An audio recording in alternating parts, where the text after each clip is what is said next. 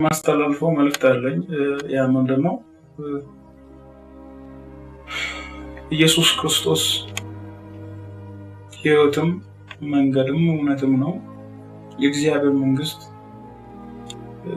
መብልና መጠጥ አይደለችም፣ በመንፈስ ቅዱስ የሆነች ደስታ ናት። ስለዚህ ክርስቶስ ኢየሱስን ስንከተል ምንም አይነት ነገር ጎን አድርገን ወይም ደግሞ አይተን ሳይሆን እርሱን ተመልክተን ሕይወት እንዲሆንልን መንገድ እንዲሆንልን እውነት እንዲሆንልን ሁሉ ጊዜ ከእርሱ ጋር ልንኖር ይገባል እንጂ ለነገሮች የሚከተል ህዝብ መሆን የለብንም።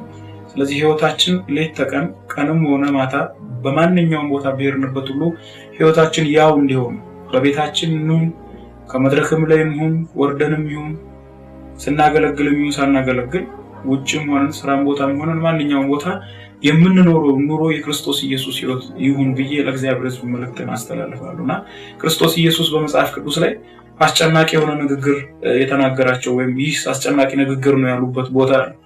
እነዛ ህዝቦች ትላንትና ዳቦ ወይም ደግሞ ምግብ አብልቷቸው ነበር ጌታ። ሲመጡ ክርስቶስ ኢየሱስ በመንፈሱ ተረድቶ የመለሰላቸው አንድ መልስ አለ። እናንተስ ምን ልታረጉ መጣችሁ አላቸው። መጀመሪያ ሲከተሉት የነበሩትን የበዙ ህዝቦች የመጡበትን ሞቲቭ ክርስቶስ ኢየሱስ በመንፈሱ ተረድቶ ነበር።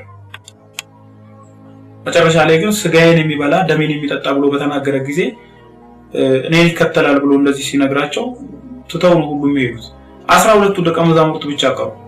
12ቱ ደቀ መዛሙርትን ጌታ ኢየሱስ ክርስቶስ እናንተስ ልትሄዱ ትወዳላችሁ አላቸው። ደቀ መዛሙርቱ ግን በመገለጥ መንፈስ የተሞላው ጴጥሮስ ጌታ ሆይ አንተ እኮ የሕይወት እንጀራ ነህ ብሎ መለሰለት እና ክርስቶስ ኢየሱስ ሕይወት ነው አንሄድም ነው ያሉት እነዚህ ደቀ መዛሙርት። አንተ የትም አንሄድም፣ አንተ የሕይወት እንጀራ አለህ ነው።